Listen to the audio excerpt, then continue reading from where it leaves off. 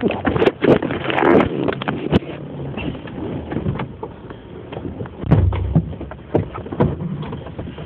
2 rolls of film came in today. The double exposure in the room with Elizabeth roll, and the cemetery pictures.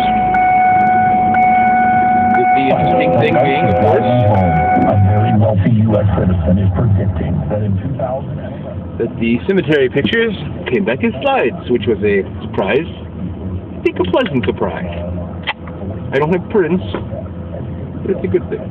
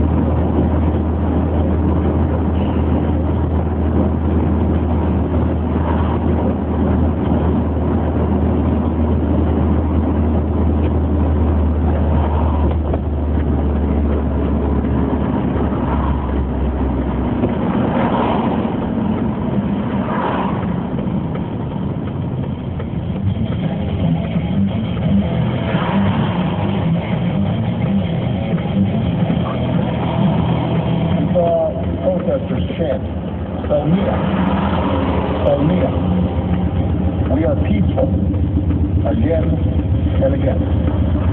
We've got people of faith praying together, chanting, Muslims, Christians, we are one.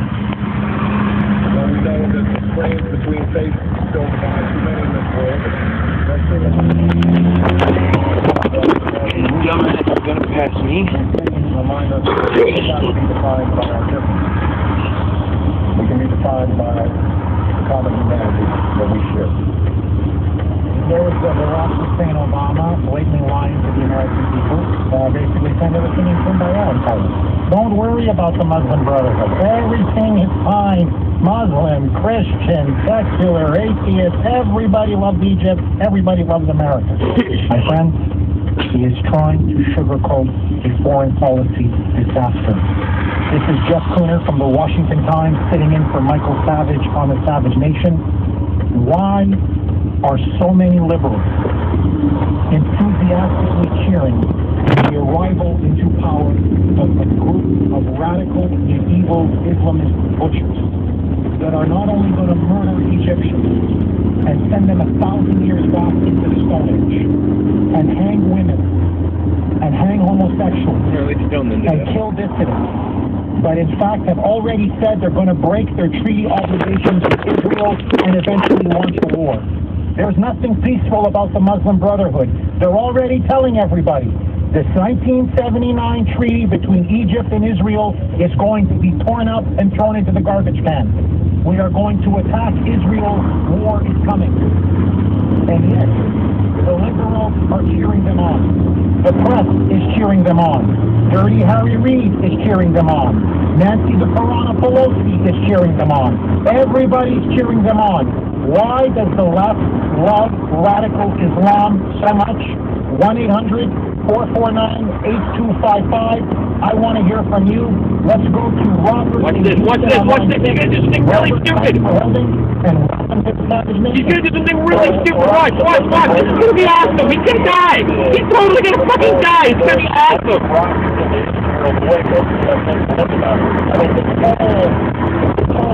The joke to me, I cannot believe that they actually are out to all with this to take power to launch a war. If I'm Israel, I would decide Lebanon, and I take the battle, and I take Lebanon right now before the Muslim Brothers get to the battle.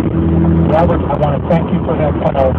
Let me tell you, because I'm a columnist at the Washington Times, I have a lot of sources, not only in Washington, but across the world.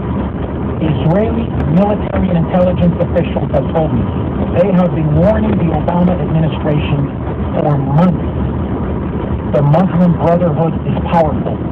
Mubarak is teetering. If he goes, you will see an Islamic Egypt. And this is going to lead to another Middle East war. You are courting disaster. Don't, under any circumstances, support the Muslim Brotherhood. What does Obama do? He sends people from the State Department to meet with them in secret, to negotiate their transition and coming to power.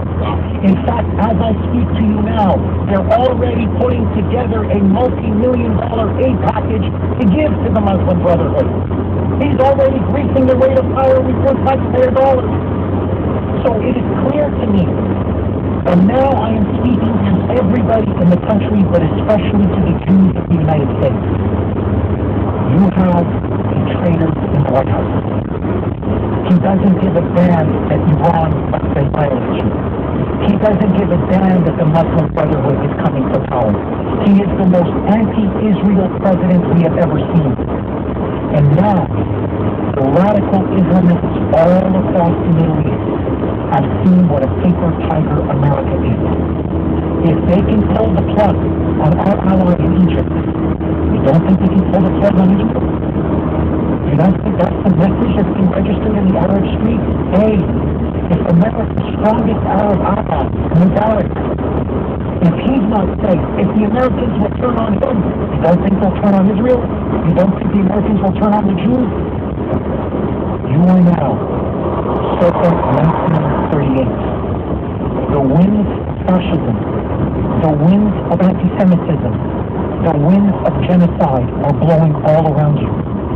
And now the Islamists, led by the Muslim Brotherhood, are sharpening their knives. You are now surrounded. You have the Islamic butchers in Gaza, Hamas. You have Hezbollah, which has now seized power in Lebanon without a peep from the Obama administration. And now the Muslim Brotherhood. And in the back. Hello?